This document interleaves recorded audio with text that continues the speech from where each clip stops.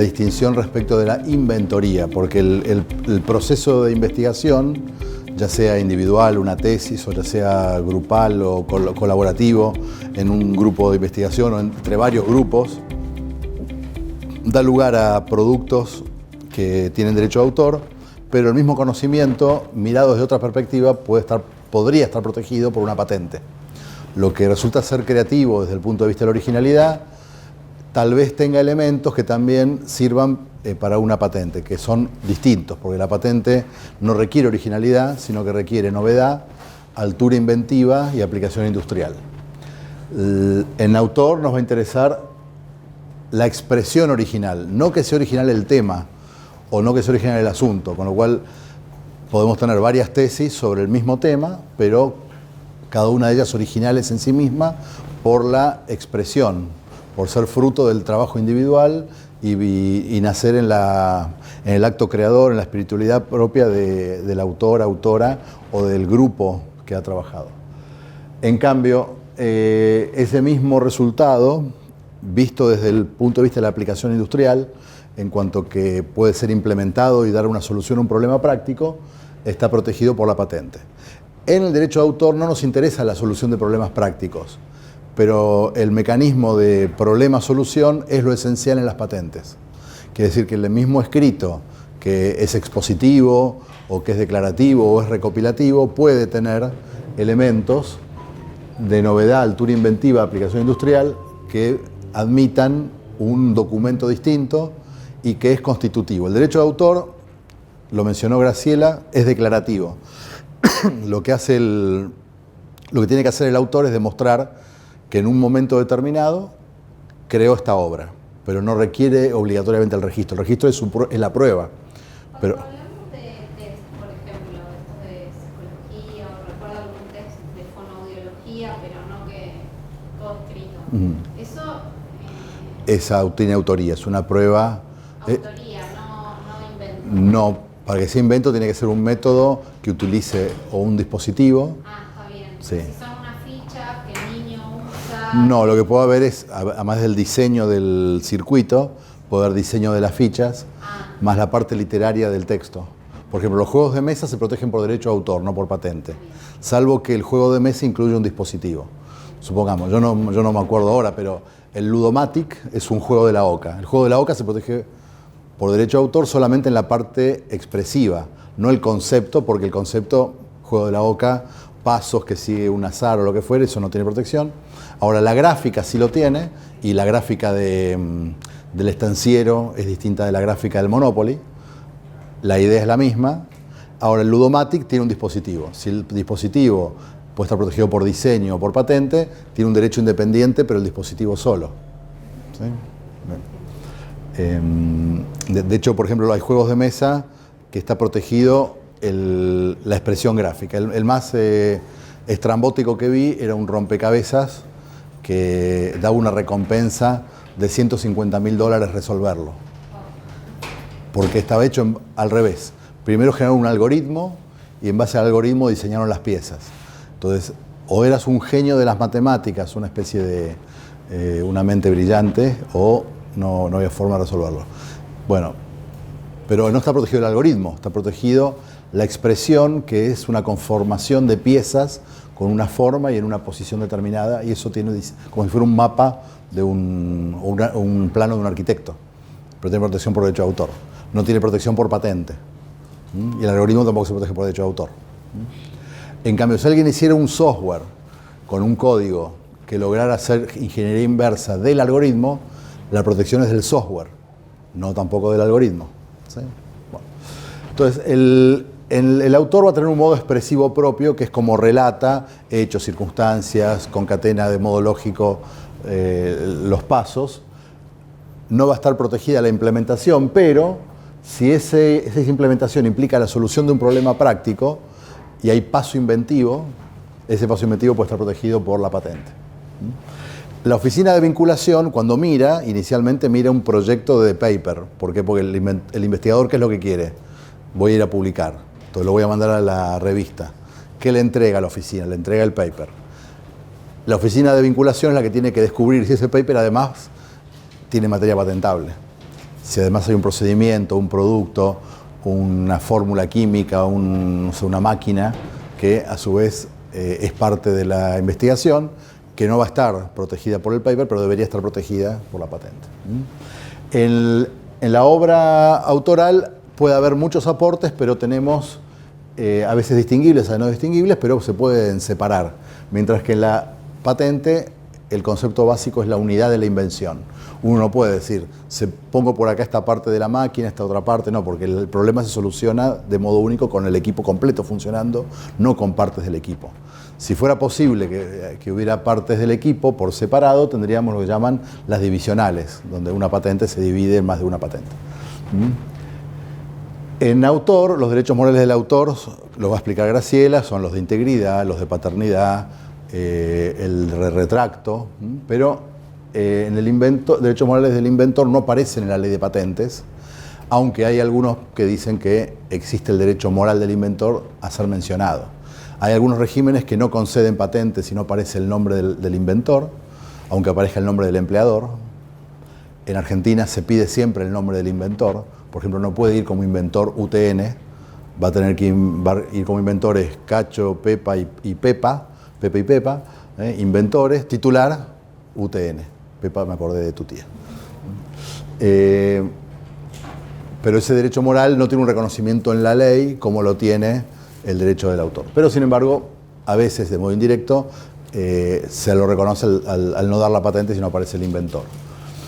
En el caso del derecho de autor, nuestra ley tiene un vacío y el empleador, para poder hacerse con la obra y con la titularidad, requiere la cesión por parte del autor. O sea, no se presupone la cesión de la titularidad en autor, salvo el caso del software. En cambio, el derecho del titular empleador se presupone en patentes, es al revés. Tanto la ley de contrato de trabajo como la ley de patentes, artículo 10, si la invención es en la relación de empleo, se presupone que es del empleador, salvo que el empleador, ahí se invierte la carga de la prueba, demuestre que lo hizo fuera de la relación de empleo, que no utilizó recursos de la empresa, o que lo hizo en su tiempo libre, o que lo hizo con recursos anteriores a la relación de empleo, ¿sí? Pero es al revés, mientras que se presupone autoría y titularidad en el empleado asalariado en derecho de autor, no se presupone en patentes. ¿Qué pasa con las tareas mecánicas y repetitivas? En autor puede haber una tarea que no implique creatividad y que implique simplemente repetir o llevar a cabo órdenes. Hay un caso muy famoso de una muralista donde las colaboradoras que habían trabajado en el mural, que habían completado los espacios en blanco, o sea, toda la composición y el diseño y las partes del mural lo hizo la artista y le indicó luego a las colaboradoras, acá poné este color, y le armaba el pantone y acá tal otro, y llenaban los espacios, ¿no? Como hacíamos los chicos cuando recién empezábamos. Las chicas que colaboraban se querían quedar con la autoría, y la artista lo defendió y consiguió que reconocieran que ella era autora y las demás eran colaboradoras, pero no había autoría en la tarea de completar espacios. Algo parecido con un que hacía de instrumentos de barro, ¿cómo se llama el artesano que hace? Alfarero. Ahí está. El alfarero tenía un colaborador que era el que conocía la mezcla exacta, que sabía la temperatura del horno, que lo ponía, que lo sacaba, pero el que diseñaba la pieza, le daba forma, era el artista. La tarea mecánica del técnico artesano, por más que fuera indispensable y muy buena, no se consideró que implicara autoría. En este caso, jurisprudencia española no le dio la razón al alfarero, se la dio solamente al artista. Tengo una consulta de una anécdota ya, porque es una anécdota. Una vez llegó una profesora, no, creo que era de AutoCAD, que proponía hacer el curso a distancia. Entonces presenta todo el material y el material no tenía ni pie ni cabeza como estaba escrito. Entonces empecé a corregirlo y quedó como prácticamente como un curso distinto, ¿no? ¿Cómo sería ahí la cuestión? Por ser amigo tuyo te diría que sos coautor. No, pero más allá de la amistad, pareciera que tu aporte fue relevante para que ese texto fuera el texto que es. Lo anterior pueden ser, suponete que alguien te tira bullets, y con los bullets vos después redactás y hay autoría en tu caso. No, está bien, porque en ese momento se planteó, me dijeron, ¿querés figurar como coautor? Digo, me parece demasiado, porque yo de AutoCAD no soy especialista. No, simplemente... Pero eras coautor del texto. ¿Cómo? Eras coautor del texto. Sí. No desarrollador del AutoCAD, pero del texto ese en concreto, sí. Por ejemplo, yo tengo, hay un investigador que trabaja conmigo, y yo soy procesamiento de imagen, entonces, y él es experto en hacer papers, o sea, él sabe lo que necesita el paper. Entonces yo escribo todo y él me lo corrige, pero sin soporte el paper me lo rechaza, seguro. Entonces él es coautor. Está bien. Porque yo sé la parte técnica de qué hice, cómo entrené los equipos, los resultados que tuve, los gráficos, los subo, me dicen, mira, este gráfico cambiarlo por otro, no se entiende. Pero sin su aporte yo sé que mi paper me lo rebotaría. Está muy bien. Entonces, somos coautores. Pero a donde quería ir a un tema más minúsculo. Vos hiciste un texto en base a un texto anterior. Al menos eres autor de una obra derivada, por lo menos. Ahora, un corrector de estilo que hace gramática y demás elementos no alcanza eso para ser autor. Sí el traductor, porque el traductor implica una creación nueva. Pero hay tareas mecánicas que no implican autoría. Bien. En el caso de los inventores puede haber invención por encargo y puede haber invención espontánea y sorpresiva. Supongamos un tornero que le dan los planos para que reproduzca una pieza. En principio el tornero no es inventor. El inventor fue quien le dio los planos y lo diseñó, y el otro lo que hizo fue volcarlo en materia. Ahora, si viendo los perfiles, los espesores y el material utilizado, el tornero descubre que esa pieza es imposible que funcione y que tiene que reordenarla o rediseñarla, es probable que el paso inventivo sea del tornero en conjunto con el inventor. Ahora, esa línea finita, esos grises, depende mucho caso a caso. ¿Sí? Una pregunta que hacer una consulta en realidad. Recuerdo que Gillette hace muchísimos años daba premios a sus empleados que de alguna forma podían mejorar por alguna cosa que notaban una mayor producción. Y se les premiaba con dinero, viajes, etc. ¿Cómo se encuadraba eso? La ley de patentes tiene la necesidad de compensar al inventor empleado. El inventor empleado, que la patente se genera por su actividad inventiva, tiene que compensar al empleado. Hay otras empresas como 3M también tienen mucho de esto, pero sí, se requiere es un modo muy bueno de lograr incentivos y productividad que no tienen que ver con el salario directo, porque a veces los convenios colectivos solo se fijan en presentismo. Sí, claro. Y yo, por ejemplo, con un profesor de Derecho Laboral nos propusimos hacer un trabajo y un relevamiento de los convenios colectivos, qué convenios tenían premios por inventiva o por autoría. Esto fue año 2008. No había ningún convenio colectivo del país de los 160 que él revisó que tuviera una consideración respecto de autoría e inventoría. Cosa que tenemos un grave problema porque quiere decir que ¿qué estamos promoviendo? ¿Qué tipo de empleados queremos? ¿Empleados mecanicistas o empleados que hagan aportes, que se sientan parte? Bueno, es todo un asunto. Bueno, entonces la invención por encargo puede haber invención por encargo. Lo que pasa es que depende mucho de las órdenes recibidas, como el comitente. Dice, bueno, necesito que me resuelvas este problema. Por ejemplo, ¿por qué, no sé, en una quesería se me corta la leche? ¿Qué tipo de...? Bueno, y probablemente encuentre, no sé, o en petroquímica, un catalizador. Un catalizador que funcione a tal temperatura y qué sé yo. Bueno, es probable que ahí haya una invención. Lo que pasa es que en el contrato, cuando el comitente le dice al inventor, haceme esto, tiene que estar prevista la transferencia de esa propiedad. Si no, el que obviamente va a quedar como inventor, pero no va a poder transferir la propiedad, le dará una licencia.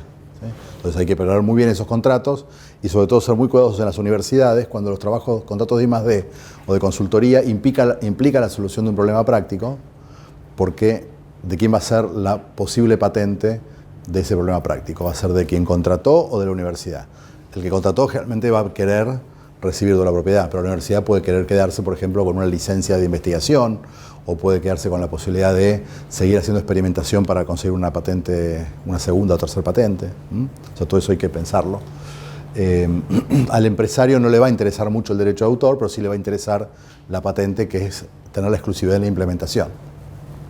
Sí, y lo vamos a ver en un ratito, en muchos convenios de de I+D o lo que fuera, de sponsoreo, de financiamiento, el sector privado se reserva derechos sobre las publicaciones. Eso déjenme un tiempito, lo vamos a tocar si me olvido, volvemos sobre eso porque hay mucho abuso cuando el sector privado pretende extender sus derechos sobre los derechos sobre la universidad, más allá de lo que aportó. Bueno, entonces esto cuidado, ¿por qué? Porque el paso de un lugar al otro, cuando pasamos de autoría a inventoría, puede ser casi imperceptible, los efectos son buenísimos o catastróficos, depende de cómo los hayamos administrado. El tema que me parece más importante de lo de la mañana es que terminemos asignando autoría e invención de modo independiente, que no asignemos falsa autoría. Hay muchos problemas éticos ahí atrás, pero también muchos problemas jurídicos. Cuando ponemos en la lista de autores a quienes no son autores, nos estamos comprando problemas. Además de una cantidad de injusticias y una cantidad de malas prácticas del sistema, ¿no? Y entre otros, por ejemplo, dificultades y obstáculos a la transferencia, porque ese autor no reconocido puede aparecer después pidiendo que se lo reconozca y por lo tanto impidiendo la publicación o impidiendo la transferencia. O al revés, agregamos autores que no corresponde, en los papeles figura como autor y luego viene a poner palos en la rueda cuando la universidad quiere disponer de esos contenidos. La solución es siempre reconocer cualquier aporte, cuando hay autoría, reconocer la autoría, y otro tipo de aportes que no son autorías, agradecimientos y eventualmente distribución de ingresos. Por ejemplo, grupo de investigación sobre un tema biológico. Otra universidad o un investigador aporta materia viva, un cultivo celular, por ejemplo, o un preparado o algo que trajo, no sé, de otro país, supongamos que lo haya traído de modo legal, lo que fuere. Aportar una sustancia no es ser autor. Y aportar una sustancia no es ser inventor. Salvo que el que aporta la sustancia conozca los efectos técnicos de esa sustancia en combinación con otras o a tal temperatura, presión, lo que fuere. Entonces no se puede asignar inventoría a quien aporta un equipo, a quien aporta dinero. Así como en una banda de música, al que me compró la guitarra lo pongo de autor. Muchas gracias, te devuelvo el dinero, déjame usar la guitarra, te agradezco, pero no te voy a poner de autor de mis canciones porque me diste la guitarra. ¿Sí? Y a veces pasa eso.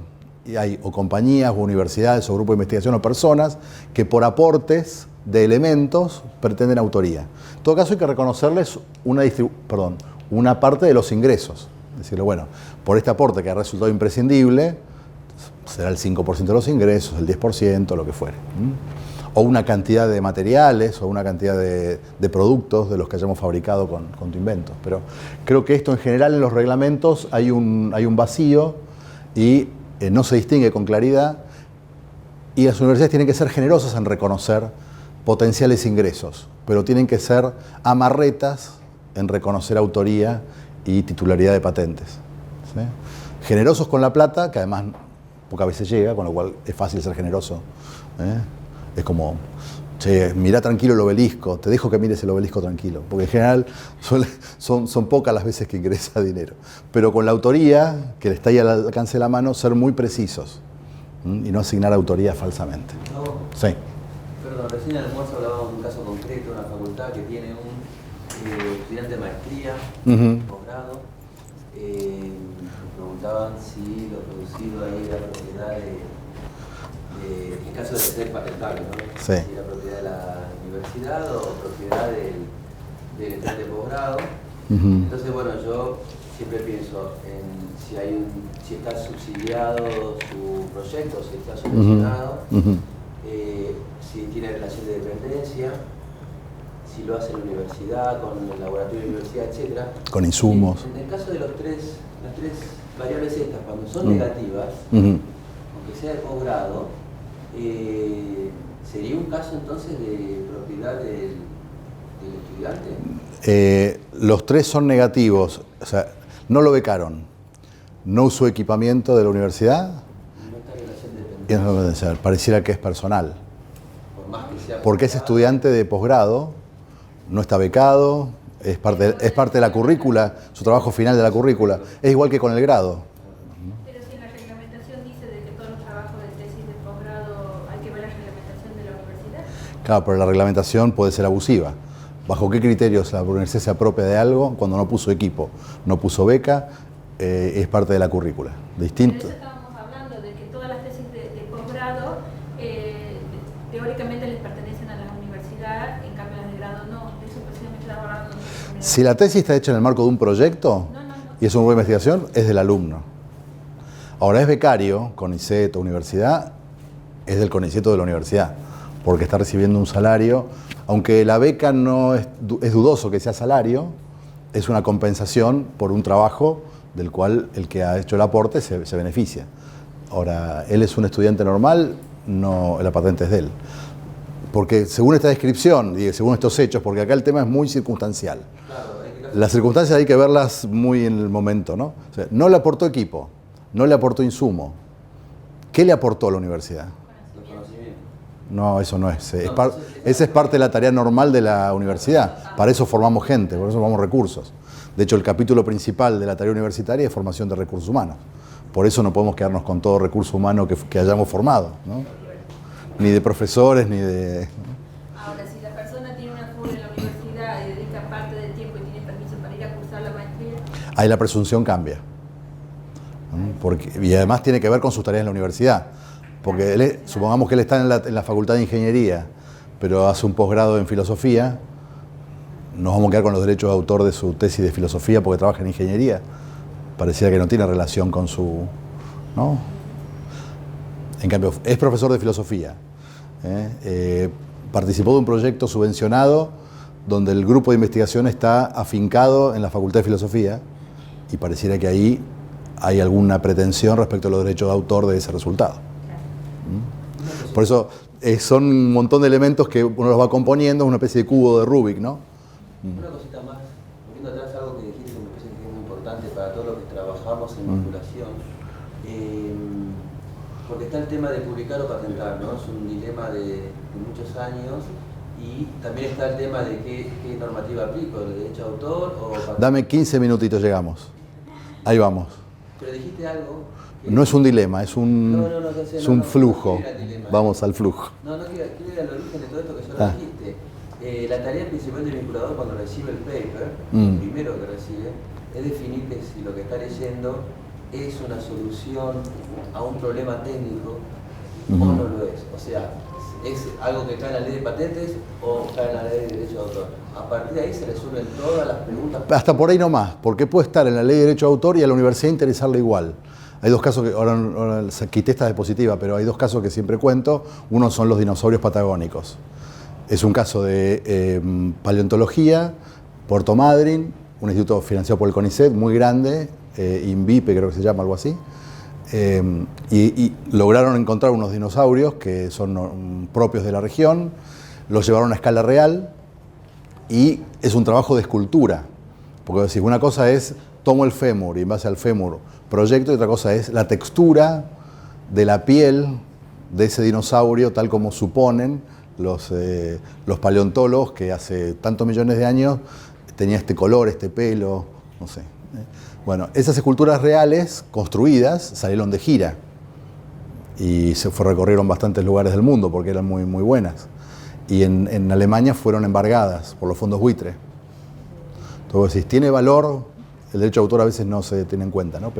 Y el fondo buitre tomó dos cosas, tomó la fragata y los dinosaurios.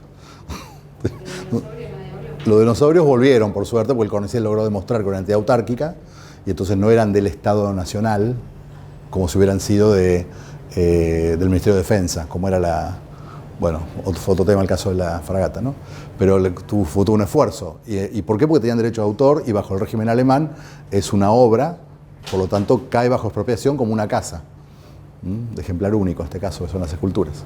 Y el otro caso, unos test psicopedagógicos que relevaban capacidades de los alumnos ingresantes de una universidad, pero a lo largo de muchos años, con lo cual iban viendo si mejoraba o no el sistema educativo en matemática, en lengua y las aptitudes de los alumnos a lo largo de 2 décadas. Y además diseminado por provincia, con lo cual indirectamente estaban en condiciones de hacer una presunción de los chicos de San Luis respecto de los de Misiones, respecto de lo y qué pasaba en el 90 y qué pasaba en el 2010, ¿no? Bueno, más allá de todos los problemas que pueda acarrear blanquear todo eso, ese test fue una traducción no autorizada de un test norteamericano. Cuando la editorial de norteamericana le vende los derechos a un sello editorial de Planeta que se dedica a psicología, muy conocido, me olvidé ahora el nombre del sello. Bueno, ¿cómo? No. Bueno, es un sello muy conocido en temas de psicología, filosofía. No. Bueno, hará 10 años que Planeta lo compró. Decide Planeta convertir esto en un aplicativo, cosa de que el psicopedagogo desde su casa puede utilizar el test. Y lo quiere empezar a licenciar de modo individual por cada paciente del psicopedagogo. Pero se encuentra que ya había una universidad que lo estaba usando sin autorización. Entonces le inicia un reclamo a la universidad por todos los años que lo había usado sin pagar y pidiéndole todo el dinero que le debía, como por infracción. Y la universidad, que había hecho un aplicativo, le relicenció el aplicativo y cambió aplicativo por infracción. Se salvó de una pena pecuniaria muy alta porque había hecho un aplicativo que lograba traducir como software el test psicopedagógico, ¿no? El psicodiagnóstico. Bueno, digo que hay cosas, uno dice, bueno, vamos a lo que es patentable y ahí me encargo. Y lo que no es patentable lo dejo. Cuidado. Cuidado con las VT, que miran poco los derechos de autor y miran mucho las patentes y las licencias y las transferencias. Me refería más para saber en qué mundo me estoy moviendo, ¿no? Para no. Ok. Sí, es cierto. Pero bueno, hay una cosa que ha cambiado mucho, que es el software, el Internet de las cosas. Por ejemplo, hoy día hay Internet en casi todo. Entonces terminas teniendo derecho a autor en casi todo. Lo que antes parecía que era solamente patentable y limitaba a mi mundo a una cosa, a partir de que el software ingresa en una cantidad de procesos, dispositivos, y vas a tener que moverte vas a tener que ser ambidiestro. Las unidades de vinculación tienen que empezar a manejarse con las dos cosas, ¿no? Bueno, entonces, por ejemplo, alimentar los cobayos, supongamos que en un laboratorio con un grupo de investigación, parte de la tarea es tener un muestreo con un grupo de cobayos con una cierta alimentación y otros cobayos con otra. La persona que hace esa alimentación, ¿puede ser autora del paper? ¿Es autora? No. Bien. Elaborar los preparados para analizar el tejido cerebral de los cobayos. El preparado me refiero que cada tanto hay que sacrificar una cantidad de cobayos, hay que sacar un filete o una pequeña franjita para que vaya al microscopio con unos preparados. ¿Eso convierte en autor al que realiza esa actividad? No. ¿Es necesario? Imprescindible, ¿no? Las dos son imprescindibles. Que no se nos mueran los cobayos y matar a los cobayos y analizarlos, las dos son imprescindibles. Pero no parece una tarea autoral. No hay una expresión original, salvo que al momento de tener que hacer el sacrificio de los cobayos, entone un poema, haga una danza ritual, no sé, puede ser, haga un videoclip pero pareciera que no, en principio no. Comparar alimentos para ver el efecto en ciertas neuronas de los cobayos. Entonces, alimentos de 1 a 10 y después de cierto tiempo ver si esto produce algún, no sé, un axón más largo, no sé, lo que fuere. Esa comparación. Alguien mató, le dio de comer a los cobayos, alguien los mató y hizo los preparados, y otro, revisando los preparados, determina diferencias. Pero es un técnico estadístico, puede decir que podría no estar dentro de, o sea, ser otro técnico más. ¿Dónde está la tarea autoral o creativa en ese encontrar diferencias o comparar? Y bueno, depende de la técnica estadística que esté analizando, pero son cuestiones sistemáticas, es como el que hace el elaborado de los preparados. Va a hacer distintos procedimientos dependiendo si es más duro, si es más blando, si hay que poner distintas coloraciones. Yo he trabajado con todas esas cosas, por eso. Pero este no te parece, este sí es autor. Ese sí ya es el que dice. Ese seguro, digamos. Seguro. Los anteriores. O sea, va de blanco seguro que no, pero el tercero está como dependiendo de si está proponiendo nuevas técnicas para el análisis, ese tipo de cosas. O si está usando técnicas estándares para hacerlo, entonces ya es un técnico más. O agarra los preparados y va haciendo cruces. Este, tal, este, tal, este, tal. Son así, muy básico, pareciera que no. Claro. El nivel de...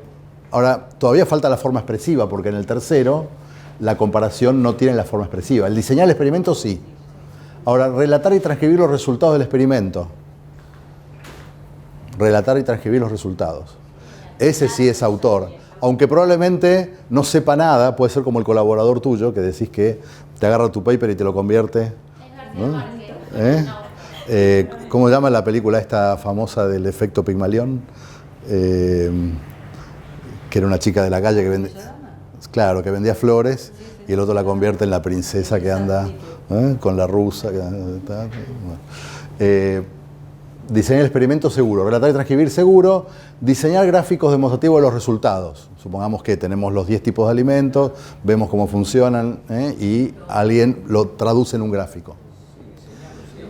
Si hay actividad creativa expresiva, sí. Si lo que hace es un Excel y el Excel me escupe un gráfico de barras o unas tortas, no, es una tarea mecánica. Es cargar datos y elegir. ¿Cómo? Los pósters suelen tener bastante actividad creativa. Sí, exactamente. Pero puede ser autor del póster, pero no inventor. ¿Tá? Y ni siquiera autor del paper. Es alguien que agarra el paper y convierte eso en una gráfica. La gráfica puede ser separada. Muy bien. También vamos de vuelta a, depende del nivel de creatividad y de diseño que tengan, porque no es lo mismo que poner la barrita azul y roja y amarilla de Excel o hacer que entre en un pedacito así toda la información que queremos, porque el paper no puede pasar de 4 hojas. Entonces, a ver, entonces la información, sí. la creatividad. En el ámbito de los abogados, cuando aparece alguien que es plagiario, la defensa del plagiario dice no, en todas defensas, ¿no? Una es, no puede ser plagio porque aquello de lo que me estoy copiando no es obra porque le falta originalidad. Si aquello está en el dominio público porque no es original, lo mío entonces no va a ser copia. Digo, no hay nadie que me esté copiando. Es una defensa bastante primitiva porque es ir al punto de si lo otro es copiable o no es copiable por no ser obra, o ser obra, ¿no? Pero digo, es el primer argumento defensivo del que copia. Diseñar el compuesto que permite un menor estrés de los cobayos bajo condiciones de esfuerzo. ¿Es ese autor o inventor? Inventor, probablemente no sea autor, porque él mirando los resultados dice, en el 1 el efecto es tal, entonces combino el 1 con el 5 para lograr cierta sinergia y que el cobayo tenga un cerebro más plástico, por decir algo. Fotografiar neuronas de los cobayos. Si la foto tiene aporte creativo y la foto tiene una forma expresiva, hay un concurso todos los años del CONICET sobre fotografía científica que es buenísimo. Les aconsejo que lo sigan porque ahí hay desde galaxias hasta amebas, es buenísima, unas fotos espectaculares por fotógrafo científico, que es una fotografía especial. Ahora hace poquito se publicaron unas de una astrónoma que anduvo en la Antártida durante una temporada y sacó fotos de unos atardeceres. Bueno, había creatividad claramente en esas fotos. Bueno, el tema de eso de fotografiar las distintas neuronas caballo, yo trabajo de eso. Me pusieron como coautora y yo le decía, no, yo solo soy la técnica que saca la foto, es lo que me contestó. Yo te doy un preparado en el cual vos podés sacar 1 millón de fotos distintas. Vos determinás cuál es la zona más representativa, le das el color, el tono, la luminosidad, la distancia del foco y demás, y sacaste la foto. ¿Sos autora de la foto? Claro, entonces me pusieron como coautora porque no podés decir autora de la foto. Bueno, me vino bien lo tuyo para ir a otro paso. O sea, yo al principio dije, no, solo saco fotos. Sin duda alguna sos la creadora de la foto, no necesariamente sos coautora del paper. Entonces, ahí hay otro tema y es, de acuerdo a las revistas científicas o a las disciplinas, qué nivel de aporte creativo te hace coautor del paper. Entonces, algunos reconocen coautoría cuando hay un elemento central, como puede ser la fotografía, que forma parte del paper. Si la fotografía es un tema accidental y el paper puede existir sin la fotografía, podría ser autora de la foto, pero no coautora del paper. Además, hacía las mediciones y les medía. Entonces es probable que tu aporte creativo sea mucho más. Digo, ya la foto es un aporte creativo, tiene derecho a autor, pero además puede ser coautora del paper. Entonces, ahí ya no nos queremos meter desde el punto de vista de la ley de derecho a autor, pero sí hay que interactuar con, eventualmente, los criterios de cielo o los que administra el CAICIT para ver en qué medida se puede asignar autoría por distintos tipos de colaboración y aportes creativos, ¿no? Y eso es un berenjenal en el cual, como nosotros como abogados preferimos no meternos mucho y que cada uno domine lo propio de su ciencia, ¿no? A ver qué pasa en cada caso. Bueno, entonces, en caso de que haya titularidad de aportes autorales, en caso de que haya aportes autorales, tenemos que revisar qué pasa con los derechos morales, tema de Graciela, y qué pasa con los derechos patrimoniales. Los derechos patrimoniales sí pueden pertenecer a la institución que va a transferir la titularidad. Los derechos morales siempre van a ser de la persona física, nunca de la universidad. La universidad como organización no va a tener derechos morales, sí los va a tener el profesor, investigador, becario, tesista. Y para que la universidad sea titular, el autor académico le cede a la universidad, y habrá que ver por reglamento si es oneroso o gratuito, y ver por qué plazo, y para qué territorios, y para qué usos, pero bueno, eso ya es tema del... Por ejemplo, sí. Una pregunta. Un profesor titular de histología utiliza las instalaciones de la facultad para sacar fotos. El uso de instalaciones, a veces se pagan, a veces no, para sacar fotos, y luego saca un libro de histología. Va a sacar fotos de preparados y todo eso. Ese tipo, o sea, tiene que tener coautoría la universidad. O sea, No puede ser coautor de la universidad porque no hizo aporte creativo, puso una instalación a disposición. claro. Tendrá que tener una autorización para usar la instalación, pero por una instalación no significa ser autor. Podrá ser cotitular de los derechos patrimoniales por explotar la obra. Entonces, supongamos que el libro es una edición conjunta del autor con la editorial universitaria, la editorial tendrá los derechos editoriales o los que haya autorizado el autor y podrá recibir parte de los ingresos, pero no va a ser autor la universidad. Autor va a ser solamente el profesor o fotógrafo que haya intervenido. Bueno, esto simplemente, en este caso, se cuestionó la titularidad de esta señora, Premio Nobel de Literatura. Ahora se me hizo una laguna después del almuerzo. Gabriela Mistral, que murió sin hijos y le dejó todo a los habitantes de este pueblo, donde ella se había criado y nacido y criado, y todos los chicos de ese pueblo podían ir a la universidad que quisieran usando las regalías de su obra. Pero el gobierno chileno le pareció mejor que fueran de libre uso para todos y expropió los derechos de Gabriela Mistral para que cualquiera pudiera publicar sin pagar. Obviamente los chicos se quedaron sin sus becas. Hasta que años después alguien recuperó los derechos, ya habiendo pasado el gobierno de Pinochet, y otra vez Gabriela Mistral está dejando, las regalías de Gabriela Mistral hacen que los hijos del pueblo vayan a las mejores universidades del mundo, porque la verdad que paga bastante bien la chica esta. Bueno, vamos al proceso de transferencia. Acá voy a necesitar un poco menos de luz, ¿se podrá? En la parte de adelante. Además facilito con eso un poquito la siesta.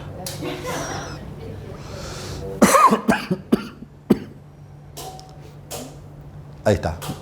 Buenísimo, sí. Bueno, tal vez un poquito oscuro, pero no, está bien. Supongamos que tenemos un profesor, profesora, tesista, alguien contento, un grupo de investigación que encontró algo y lo que va a querer inmediatamente es publicar los resultados.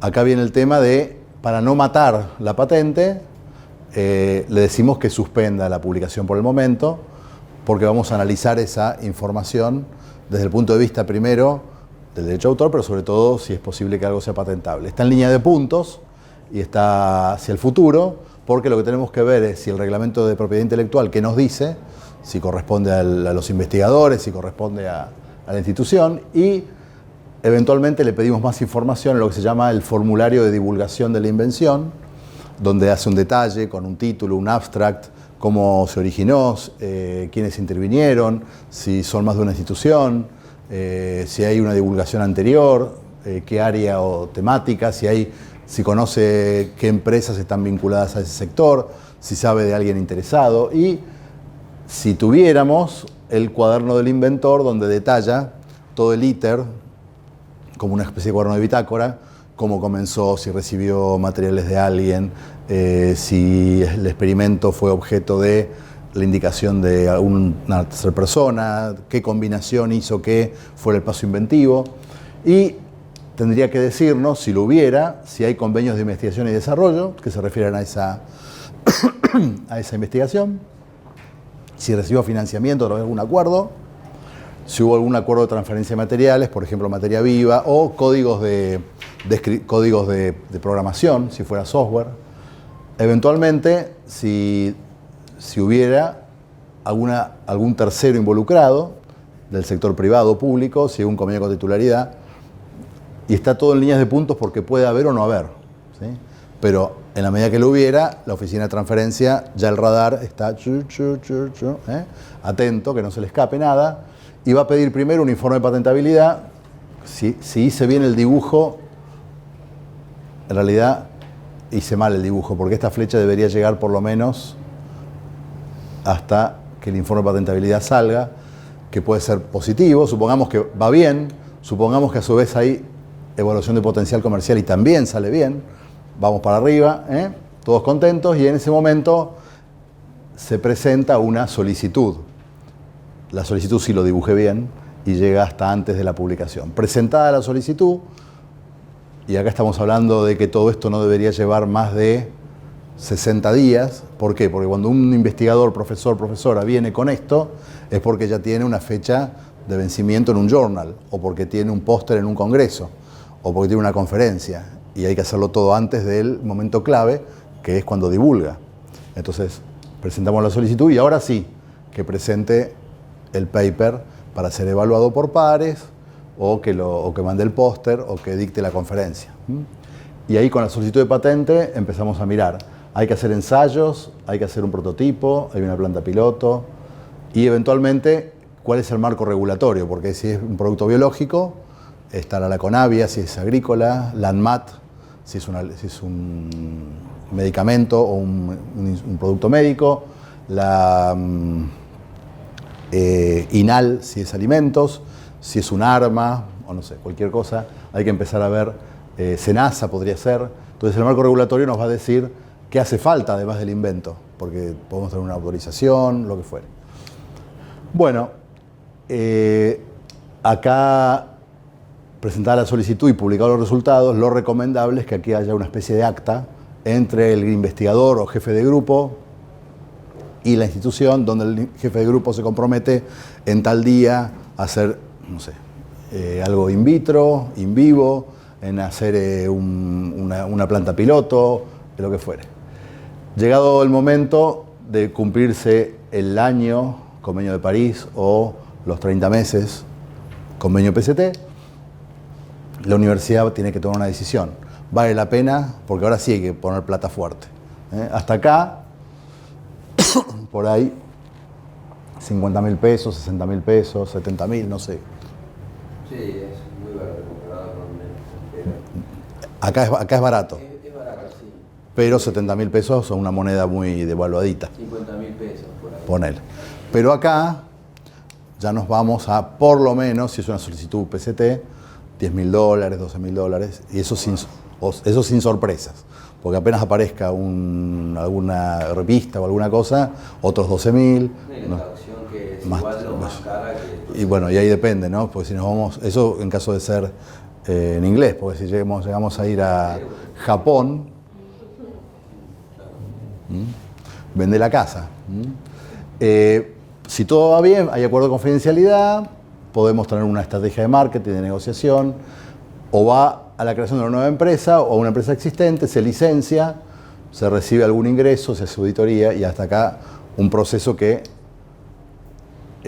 puede demorar, depende de la tecnología.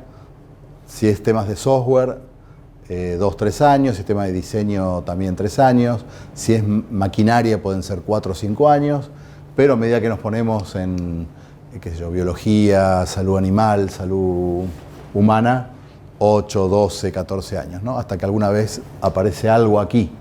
Bueno, fíjense que todo esto es dependiente de haber hecho bien esto.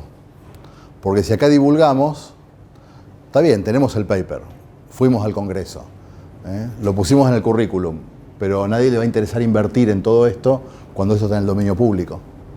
Ya no vale la pena salir a ofrecerlo a nadie, porque acá es donde hay que conseguir la exclusividad para esa etapa, que ya no está en la etapa de creación, sino que es la etapa de inversión y puesta en el mercado. La etapa puesta en el mercado es de altísimo riesgo. O sea, conseguir que un paper sea publicado, el nivel de riesgo es mínimo si uno quiere. Es cierto que es una cosa tediosa, porque cuando nos llegan las observaciones de un journal, que si usamos el Blue Book, que si usamos el sistema de citación, lo que quieras, uno está recontra aburrido de todo eso, pero no hay mucho riesgo, son horas que se pierden.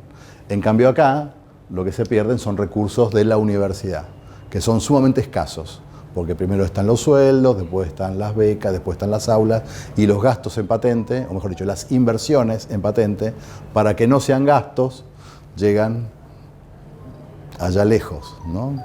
Bien. No tenemos un endowment o un fondo para esto, o sea que siempre hay que andar mezquinando fondos. Bien, ¿a dónde quería ir? Quería ir a esto. Lo normal es que tengamos una cantidad de resultados de investigación, le puse un número 100, por decir algo, que pueden ser pósters, que pueden ser papers, pueden ser audiovisuales, pueden ser simplemente resultados que no están todavía formalizados de ningún modo, puede ser un libro, un curso a distancia. Todos estos son resultados de docencia e investigación que se rigen básicamente por la política de publicaciones. Y si no hay política de publicaciones, se rige por la ley 11723, convenio de Berna, todo lo que Graciela dijo, ¿no? Ahora, esta política de publicaciones puede determinar qué pasa de repositorio, de sello editorial, de cuándo publicar, de quién autoriza la publicación, ante quién se presenta una publicación. Algunos entran en el embudo. Esto, aunque no parezca, es un embudo, lo explico porque soy muy malo dibujando. Entonces esto es un embudo, y en este embudo entraron los productos que pasaron la etapa de formulario de divulgación, porque alguien lo declaró y acá hay posibilidad de actividad inventiva. Puede ser que alguien lo declaró porque hace falta un contrato de cesión o de edición, o hace falta un registro. También hay que saber quién dentro de la universidad se encarga de los registros ante la Dirección de Derecho de Autor. Hay que apoderar, hay que autorizar vía TAD, a través de clave fiscal, quién de la universidad hace los registros. Puede ser que algo vaya al repositorio, o a las revistas, o al sello editorial, pero esto ya está bajo proceso dentro de lo que es los reglamentos de la universidad. Lo mismo si es parte de una incubadora. Y el otro día, una observación que nos hicieron, por ejemplo, los estudios clínicos, que no están acá, pero puede ser que si la universidad tiene hospital escuela y tiene un servicio de lo que sea, de traumatología, de lo que sea, ensaye medicamentos. Eso también entraría acá, porque el ensayo de medicamentos no lo puede hacer el médico profesor por su cuenta, tiene que hacerlo dentro del marco institucional. Tiene que haber un comité de ética que lo apruebe, y el que recibe el dinero no es el médico, el que recibe el dinero es la universidad. ¿Sí? Y esto viene bien aclararlo, hace unos años era totalmente al revés. Los médicos se quedaban con todo, y los hospitales escuela o hospitales de las municipalidades o de las provincias era cero. Yo creo que hoy día esto ha ido cambiando, y por lo menos en provincia de Buenos Aires ya no es así. Hace unos años, lo mismo en Ciudad de Buenos Aires, y espero que sea una práctica común, que no puede ser que los laboratorios usen recursos públicos yendo a través del médico y los gastos le corren a cargo a la sociedad sin ningún tipo de beneficio. Eso supongo que ya no pasa más, y si alguno se acuerda que eso pasaba, espero que pase al olvido y que nunca más pase. Entonces, ahí ya tenemos la entrada en el reglamento, porque el reglamento nos dice qué hacer con esto y cómo recorrer este camino. Probablemente algunos de ellos pasen a una etapa posterior de extensión, de consultoría o transferencia, que dé lugar a un convenio de confidencialidad, un acuerdo de transferencia de materiales, una licencia o una solicitud de patente. Y ahí, con suerte, a esta etapa llegan 10 de 100, con suerte. De estas 10, suponete que consigamos que la patente sea concedida, el software implementado, la base de datos licenciada, tenemos 2 sobre 100 que tal vez logremos trasladar a un proceso de adopción. Y algunos dan algún pesito.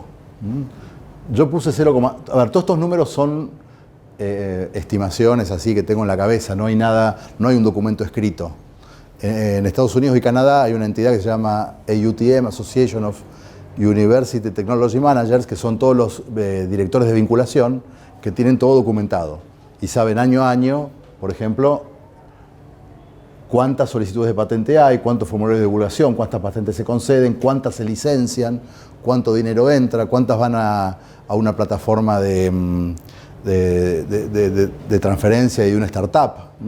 Pero nosotros no tenemos ese estudio hecho a nivel nación, pero los números más o menos me suena a mí que anda por acá. Digo, esto nunca lo voy a reafirmar públicamente porque son estimaciones de mi cabeza, pero si alguien tiene alguna percepción distinta, bienvenido y escucho con todo gusto. Pero yo creo que no pasamos de este número, que es el 0,5% de productos de investigación que lleguen a ser transferidos.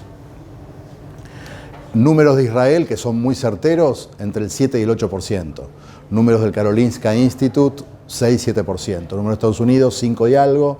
Europa, 3,5, 4. Campiñas y Brasil, 1 y pico %.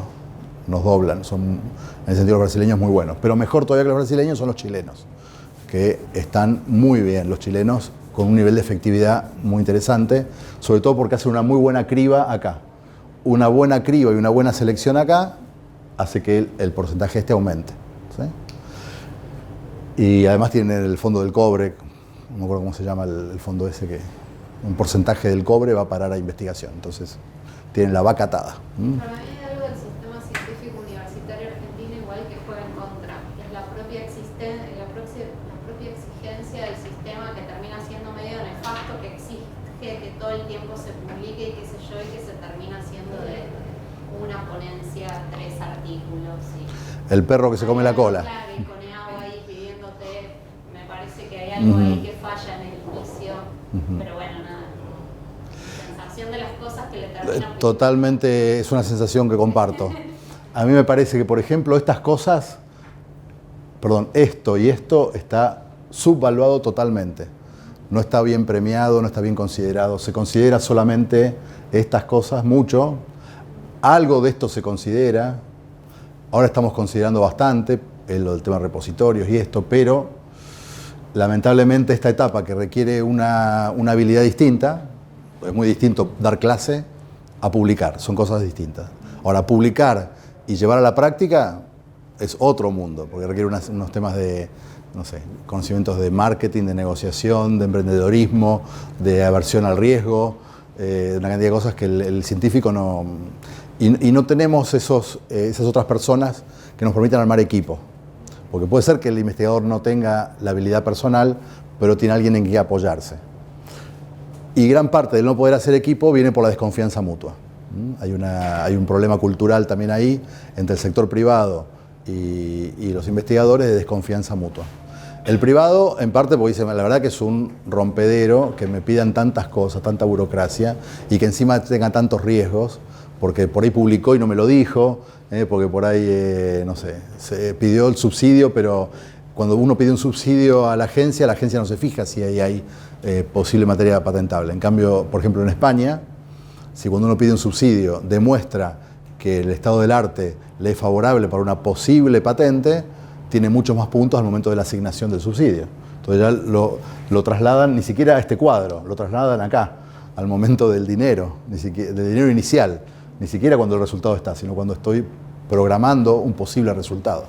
Bueno, en fin, no es todo esto, ¿no? Pero... Perdón, respecto a un comentario, ¿cómo cuestan los procesos articulares? Yo soy gestora tecnológica y estoy tratando de mediar en estos puntos, ¿no? Y por ejemplo ahora en Santa Fe tenemos un Ministerio de Ciencia y Tecnología que realmente trabaja muy bien, que tiene un montón de convocatorias, ANR, bueno, una serie de cosas. De hecho ahora, por ejemplo, hay una de investigación aplicada a PYME, entonces donde dicen, es un investigador que sale, que hay un adoptante, que es real. Ahora ven si la semana que viene investigación orientada, o sea, realmente estamos buscándole la vuelta. Pero después sacan convocatorias y dice, bueno, equipos interdisciplinarios, pueden ser estudiantes de universidades distintas, y yo cada tanto lo llamo a Mercedes y digo, decime cómo lo resolvemos. Porque vos preguntás, bueno, y el tema de derecho a propiedad intelectual, ¿cómo se resuelve? Porque hay plata que va a ir a una universidad, pero acá son 2 universidades, porque tengo chicos, hay docentes, por ejemplo, ciencias agrarias con UTN, ciencias agrarias con UNL, con UTN, docentes de un lado y del otro, estudiantes de un lado y del otro, y la plata, ¿quién va a ir? No, eso lo resuelven todos ustedes, claro, pero ¿realmente qué? No, y ahí hay un instrumento que... El convenio de cotitularidad, que tiene que estar al inicio, y no cuando el problema aparece, porque no puede ser reactivo, tiene que ser previsto. Pero a lo que voy es eso, que ni siquiera las instituciones que deberían colaborar y mediar del Estado, o sea, bueno, resuélvanlo ustedes y va a estar bien. Nosotros desde la dirección estamos recomendando que celebren convenios de cotitularidad respecto de los resultados autorales, pero puede ser también respecto a los demás resultados. El mismo convenio puede administrar resultados de invención como resultados de autoría, ¿no? Y no tenemos un solo convenio registrado de cotitularidad en años. O sea, si los escriben no los registran. Yo creo que los escriben poco. Convenios marcos sí hay muchos, porque el CONICET tiene modelos y todo, pero falta la cotitularidad sobre cómo van a pagar los gastos, administrar el dinero, distribuirse los posibles ingresos, quién va a designar el abogado si hay un problema legal, si va a haber unanimidad, si va a haber mayoría, si van a ir a mediación. Nada de eso está previsto y es un instrumento no complejo que podría acelerar bastante y sobre todo eliminar la desconfianza, que me parece que es un tema tremendo, como nos cuesta trabajar en equipo, tremendo. Bueno, más allá de esto, la política de propiedad intelectual tendrá un marco general, unos principios y establecerá esta relación universidad-empresa que es fundamental. Lo normal debería ser que en cualquier convenio entre la empresa y la universidad se remita directamente al reglamento de la universidad, que la empresa lo conozca, que eso sea público y que sepa que todos los profesores, investigadores van a estar sujetos a ese convenio y ahí están las reglas básicas. Entonces ya nos adelantamos a posibles conflictos sobre cómo van a ser solucionados. Pero no suelen ser convenios que las empresas conozcan y que las empresas acepten la vigencia. Creo que habría que adelantarse en el momento de la negociación del I+D, por ejemplo, ¿no? Cuáles son los criterios de difusión, de divulgación, de apropiación. Ver si las unidades académicas tendrán autonomía. En el caso de ustedes, encima por ser regionales, por ahí tienen mayor nivel de autonomía, pero ese nivel de autonomía, ¿hasta dónde? Porque la autonomía tiene que estar vinculada a un presupuesto y a unas delegaciones de firma y una cantidad de cosas, ¿no? Bueno. Y hay otras cosas que no son del reglamento, por ejemplo, el plagio, el reconocimiento de colaboradores. Eso tal vez no tenga que estar en el reglamento de propiedad intelectual, sino en el ideario u otro tipo de documento más genérico que, o sea, cómo se reconoce, cómo se agradece, todo eso. Pero bueno, el marco legal se integra con los tratados internacionales, con la ley de derecho de autor, que dice poco, y sino que tiene vacíos, al contrario, es bastante, en ese sentido, como no es reglamentarista y es del año 33, no previó todo esto. Los decretos reglamentarios tampoco lo dicen, sino que hay que hacer una cantidad de interpretaciones. Entonces, el reglamento es más relevante todavía en derecho de autor que en patentes. Bien. ¿Qué tipo de resultados van a encontrar ustedes del cual puede ser titular la universidad? La universidad podría ser, vía derivación de sus profesores, de libros, de capítulos, estudios de campo, de casos.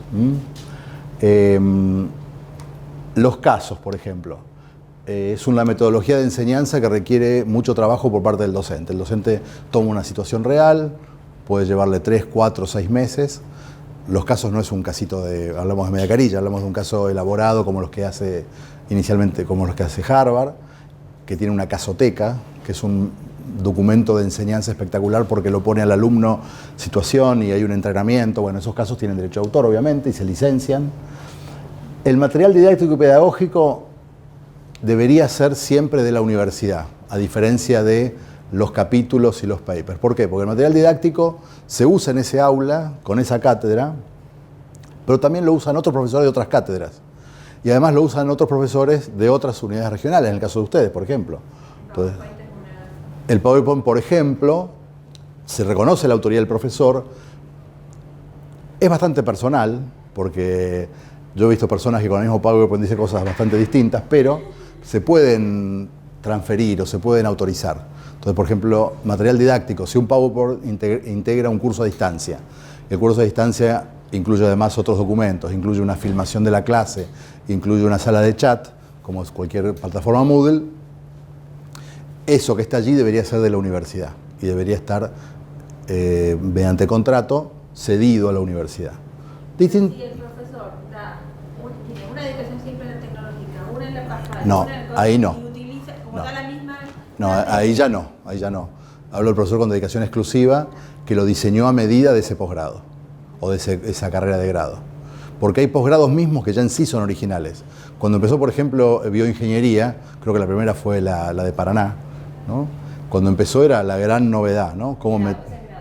Ese es grado. Ya ese diseño de carrera tenía autoría. Entonces los contenidos diseñados, y hay un cierto deseo de la universidad de apropiarse legítimamente, porque puso un esfuerzo enorme. Y más todavía si de la carrera está acreditada ante la CONIAU.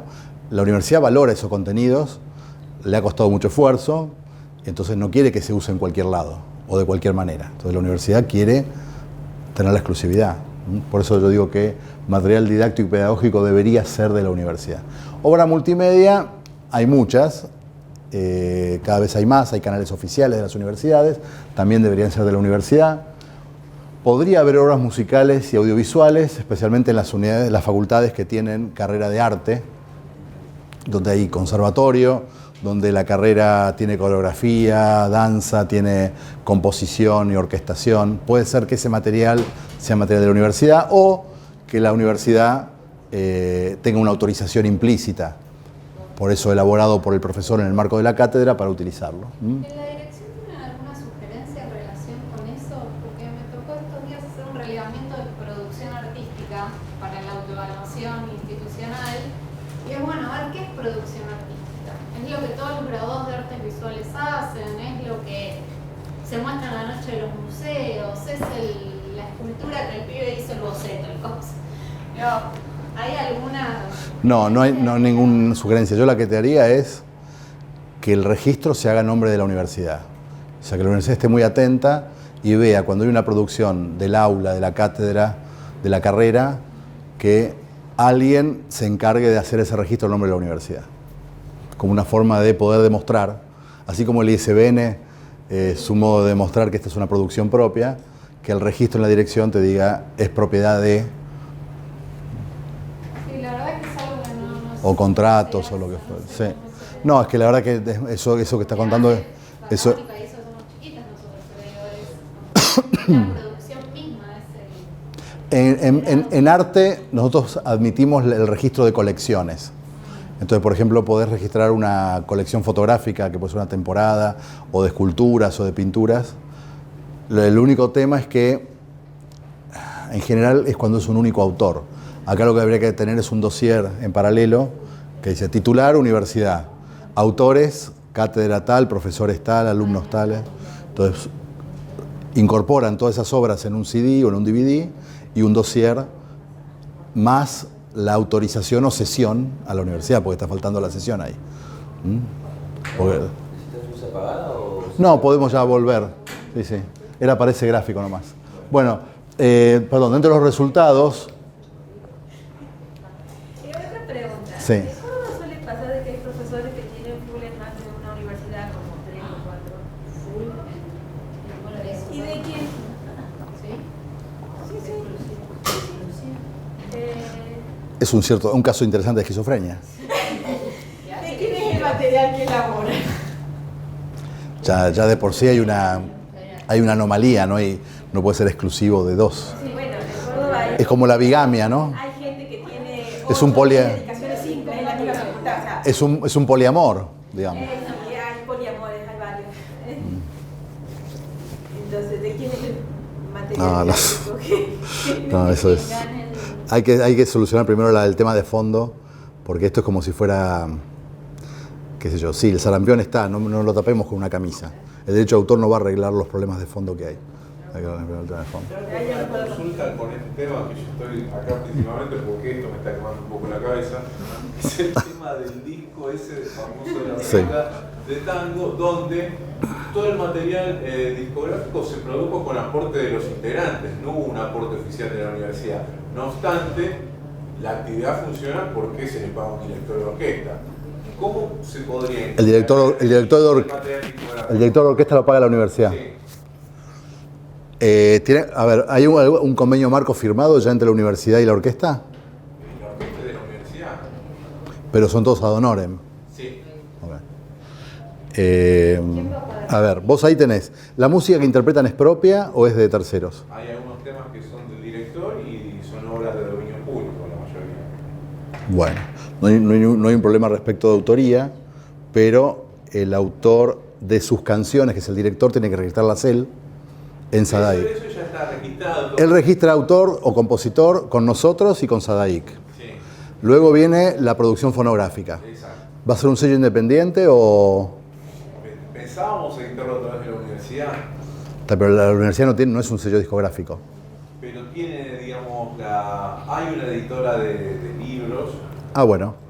Entonces, ahí lo que tiene que firmar es el director y los artistas secundarios un convenio de interpretación con la universidad como sello discográfico, y la universidad tiene que luego devolverle, en todo caso me parece a mí, debería ser razonable, la posible recaudación que haya a través de CAPIF, de ADI CAPIF. Bien. Pero en Lanús también tienen un sello editorial, en la Universidad de Lanús, un sello discográfico. No sé cómo lo tienen armado, pero lo razonable sería que si el sello discográfico, el productor fonográfico es la universidad registra y por contrato le... Claro, pero en ese caso debe aportar el estudio de grabación, toda la producción. ¿Quién lo aporta? ¿La universidad? ¿No lo va a aportar? No, en ese caso lo hicimos con aporte de los integrantes de la orquesta. O sea, la universidad lo único que pone es el nombre, entonces. El nombre, el lugar donde ensaya la orquesta y el director. Ponele. Esa es la complicación. Es un tema contractual, ¿eh? No hay un tema de derecho autoral. Si ustedes le van a asignar el carácter de productor fonográfico, porque pone en juego su capacidad técnica para seleccionar el mismo productor como persona humana que hace la mezcla y lo que sea, y tiene el estudio, y hace la gráfica, y hace la distribución, no sé qué va a hacer. Bueno, no va a hacer la impresión luego de los ejemplares, ¿no? Todavía no lo sabemos. Ni lo va a subir a Spotify, ni lo va... ¿Quién va a tomar esa tarea? Claro, eso como es todo bastante autogestivo, es muy probable que lo empiece a hacer la misma orquesta, ¿no? ¿Y por qué no todo en cabeza del director? Sí, podría registrarse material como algo de la universidad y que el titular de eso sea el director. No, la universidad lo registra a su nombre y por contrato le cede los derechos al director como productor, persona humana, para que se encargue de la distribución, de la negociación en las plataformas digitales, de que decida si va a haber un videoclip en YouTube, si van a vender partituras, si van a ir a tocar en vivo, no sé. Tiene que haber un acuerdo, me parece que tiene que haber dos acuerdos. Un acuerdo entre ustedes con el director y un acuerdo del director con la UTN. Porque las decisiones artísticas son las primeras más importantes, ¿no? Esa la va a tomar el director seguramente. Sí. Va a decidir si incorporan instrumentos y... Eso ya está, digamos, de hecho el disco está terminado, falta toda la parte de registrar. Sí. Bueno, yo sabía que iba a ser la parte... La verdad, como lo estás contando, es bastante pobre el rol de la universidad. Bueno, no es pobre porque paga el único sueldo lo paga la universidad, ¿no? O sea que tiene algunos derechos, pero tienen que estar pactados, me parece, en un contrato. Porque no alcanza con pagar el salario para quedarse con todos los derechos fonográficos de esa producción. Si no puso el estudio, no toma ninguna decisión artística. Bueno, pero también pensá que el trabajo de 5 o 6 años de conformación de la orquesta, digamos, la UTN puso el lugar, bajó el proyecto. Bueno, entonces ya empezás a meter condimentos donde dicen ya es un poco más grande el rol, ¿no? Claro. Pero ahí yo veo dos convenios, un convenio director con miembros y un convenio UTN con el director, para que él, en nombre de la UTN, haga todas estas cosas que la UTN no podemos meter al Consejo Superior del Rectorado a qué pasa con YouTube y todo esto, ¿no? Es muy... Sí. Se va bastante de la campana de Gauss de lo que es la UTN, me parece, ¿no? Está en un extremo de poco control, ¿no? Perdón. No, te decía que en la Universidad de Lanús casi todo esto lo manejan por fundaciones. O sea, que salen de, entre comillas, el entorno de la universidad. Bueno, esa es una figura que le da más flexibilidad y es más apta para Y esto. en cuanto a editoriales universitarias, también hay un porcentaje que trabajan con fundaciones. Claro, la fundación le da más flexibilidad. Sí, está muy bien eso. Bueno, entonces acá puede haber de todo. Bueno, software. Software ya es un resultado de investigación que generalmente permite monetización y licenciamiento y explotación. Entonces ya ahí las universidades que tienen laboratorios y que prestan consultorías me parece que están más ágiles, porque además la ley es más clara. Esto pertenece a la universidad sin duda alguna. Y en el caso de base de datos, yo mostré algunas recién con el caso de INVAP, pero una que nos llamó mucho la atención con Graciela cuando estuvimos en Santa Cruz. Santa Cruz tiene una carrera de geología y como parte de las prácticas habían hecho perfiles geológicos de una gran parte de la provincia que da lugar a muchos desarrollos mineros luego. Eso es de la universidad, no es de los alumnos y de los profesores. La universidad licencia a la compañía minera o YPF o a quien sea los perfiles geológicos para ver si ahí puede haber una explotación. O sea, me parece que hay un valor enorme sobre el que hay que estar atentos. Y luego todo lo demás que son innovaciones, que mucho de lo de arriba a veces interactúa con lo de abajo y otras veces son independientes. ¿Quiénes van a tener que ceder o quiénes son miembros? Profesores con dedicación completa seguro, salvo estos casos patológicos de multi-exclusividad. Dedicación parcial, pareciera que no, en la medida que son profesores que tal vez solo dan clase. Las dedicaciones parciales rara vez están involucradas en investigación, pero si estuvieran, hay que cortar con bisturí, ¿no? ¿Qué tarea hiciste acá? ¿Qué tarea hiciste allá? Es bastante complejo. Profesores con doble dependencia, convenio con titularidad. Si es CONICET más UTN, si es INTA más UTN, bueno, ahí ya todo eso tiene que estar reglamentado. Profesor visitante, que llega o que se va. El profesor que llega y firma un acuerdo diciendo que todo lo obtenido en la relación de investigación durante los meses de visita es de la UTN. El profesor de la UTN que se va, en la universidad que llega se lo van a hacer firmar seguro. Entonces hay que ver si lleva conocimientos, si lleva resultados o qué. ¿Estamos en hora? Sí. ¿Sí? Bueno. La más complicada hoy día sigue siendo la de alumnos, por varias de las preguntas que hicieron ustedes. Cuando una tarea, un trabajo final de grado, de posgrado. Entonces, si no hay ningún tipo de beca ni subsidio, pareciera que si es producto de la currícula, es esfuerzo personal del alumno y la universidad por dar clase no tendría derechos. Y la otra zona más clara es cuando el alumno ya deja de ser alumno y pasa a ser ayudante, investigador, pasante en un grupo de investigación, un grupo de trabajo. Estas dos parecen claras. En el medio tenemos algunas que sintonía fina, pero no debería entrar ningún alumno a trabajar en un grupo de investigación como parte de las tareas sin ese convenio de cesión anticipada de todos los resultados que haga. Entonces, la de los alumnos de la universidad, en principio no, si es parte de la currícula, sí, si es parte de un proyecto de investigación. Bueno, este es un manual de esta entidad que les decía, norteamericana y canadiense. Su último capítulo, del 2014, o sea que es lo último que han resuelto reglamentar, esto es buenas prácticas, esto no es una ley, ¿no? Es cómo administrar la propiedad intelectual generada por los estudiantes de la escuela, en las instituciones de educación superior. Y hay todo un capítulo sobre eso. Y luego, como norma de apoyo, o sea, primero el reglamento de la universidad. Si el reglamento no estuviera escrito o hubiera dudas, solamente los efectos interpretativos, porque esto no es una ley, está la norma modelo que publicó el MinSIT, que me parece que es una muy buena ayuda, porque sigue la legislación y en general es bastante el estado del arte, casi todos siguen estos principios. Con otras redacciones, pero siguen estos principios. Como modelo, el que vi último que sigue esto es el de Rosario. Este es el de la UNR. La UNR es 2017, septiembre de 2017, y sigue casi al pie de la letra, o en muchos casos, el modelo del MinSIT. Aunque hay universidades que en derecho de autor tienen más vacíos. Esto ya lo dije al principio. Una de los que tiene vacíos, no sé si la traje acá. Sí, no, ya la saqué porque me daba un poquito de... había una redacción de la de San Juan que decía todo producto artístico que produzca ingresos. Era una redacción muy difícil si después hay que empezar a ver qué pasa ahí dentro. Esta es la cláusula última sobre distribución de ingresos. Todos querríamos estar acá. A todos nos gustaría que la universidad tenga plata para repartir.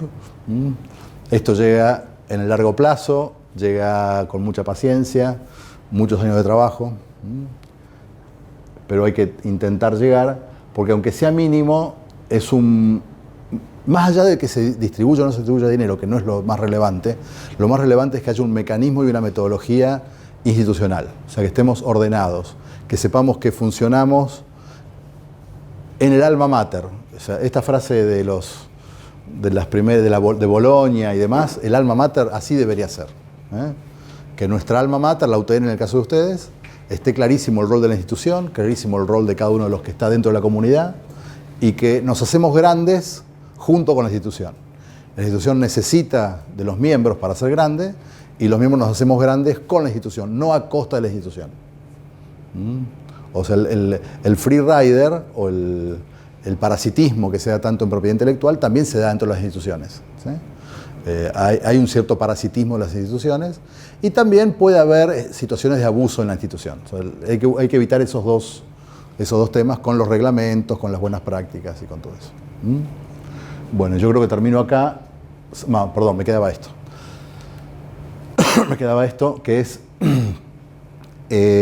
aunque ya salió, dentro del proceso creativo hay mucha colaboración que da lugar a, bueno, como los hijos, ¿no? Los hijos son papá y mamá. Acá también hay muchas cosas que uno no distingue. Sí, la nariz es de fulano, las orejas de no sé qué, la pelada sí, seguro que es mía. Pero hay que de algún modo poner blanco sobre negro ese proceso creativo que da lugar a cotitularidad y a aportes que son inescindibles a veces, ¿sí?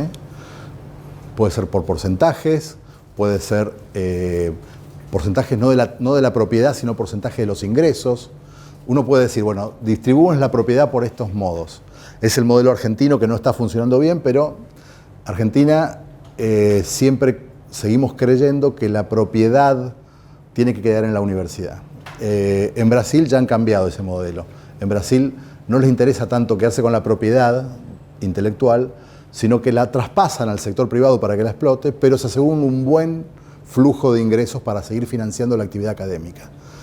Son conscientes a veces que las universidades no tienen la capacidad emprendedora de llevar eso al mercado. Entonces dije, bueno, ya sabemos que somos más lentos, la tenemos difícil, que lo haga el sector privado. Está bien, el sector privado para ellos es Petrobras, Embraer, son, ¿no?, unos pequeños... Bueno, nosotros tenemos YPF Tecnología, que no es poco, ¿no?, que está muy bien. O el de Rosario, donde está Bioceres, que es el... Bueno, me olvidé el nombre de donde está la doctora Chang, Raquel Chang. En Santa Fe, en el Instituto de Agrobiotecnología del... INDEAR. IAL. IAL, ok. Mi marido trabaja ahí. Ok, bueno, entonces tenemos buenos ejemplos. Espera, Bioceres es un ejemplo de todo lo que fue patentamiento.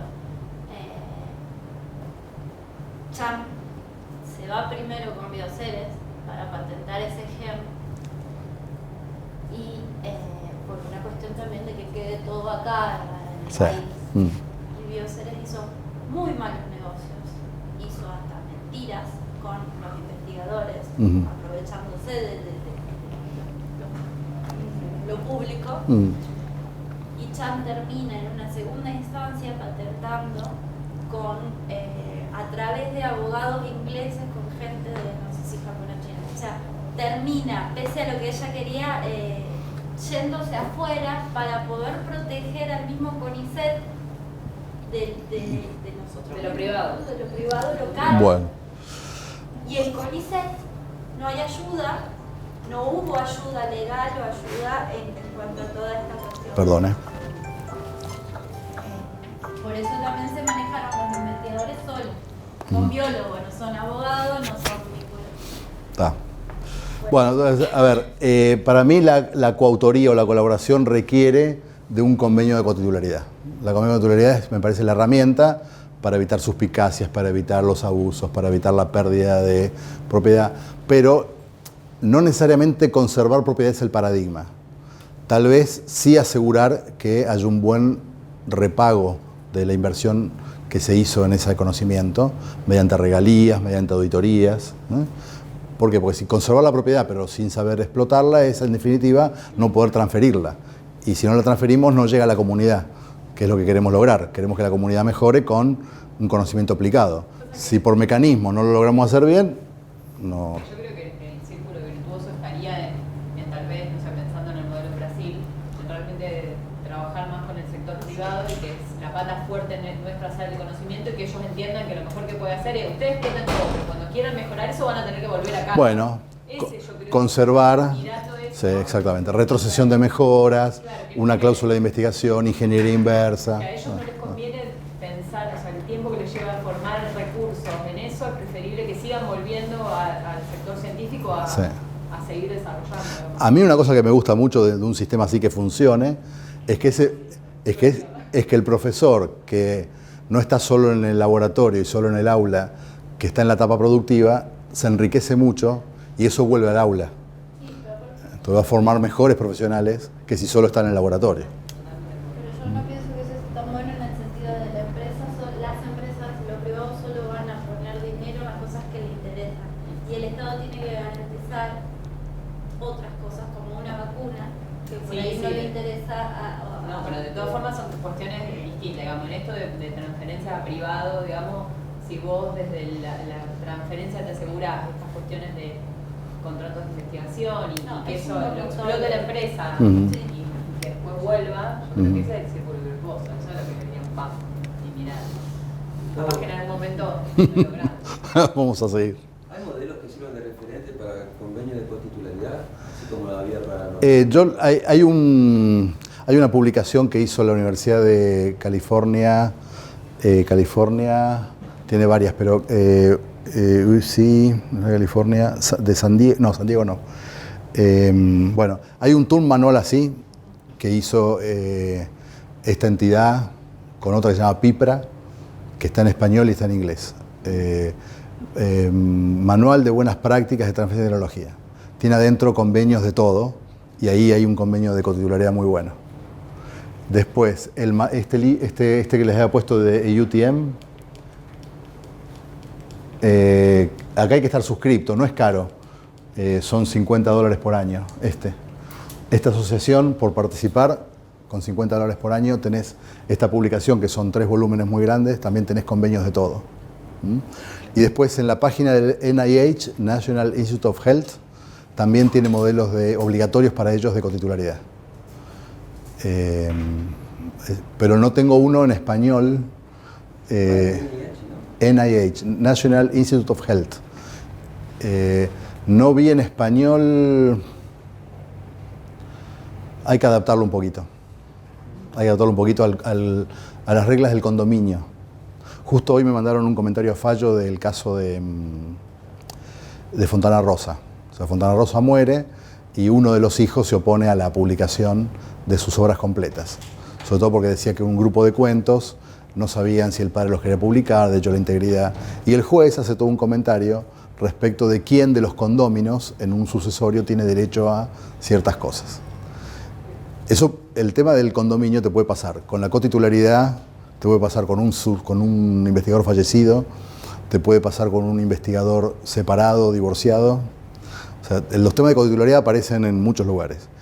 Y el juez lo que dice es, aplicando las reglas del condominio, dice, el acto de permitir la Ediciones La Flor que publique lo de Fontana Rosa no es un acto de disposición, sino que es un acto de administración. Estamos preservando la obra y generando ingresos con un contrato similar al que firmaba Fontana Rosa cuando estaba vivo. Entonces aplica la regla del condominio y dice, publíquese, dice el juez. Pero tener que, este caso duró 8 años. O sea, tener que esperar 8 años para que un juez te diga, publíquese, no publíquese, es una locura. Por eso el convenio, incluso debería ser una regla más común en las sucesiones, cuando hay bienes intangibles. Que entre los herederos se pongan de acuerdo quién de ellos va a ver si se reedita, si se exhibe en un museo, si se va a autorizar que haya un guión. O sea, es un documento que me parece que tiene que ser mucho más frecuente, pero es poco usual en la práctica. Si ustedes lo pueden empezar a mover desde acá con los propios, sería, me parece, muy bueno. Nosotros tenemos un caso de un autor fallecido que hay que hacer una reimpresión, ¿no podemos? ¿Una? Reimpresión. Del libro y no tenemos tantas vueltas que... ¿Cuántos años pasaron?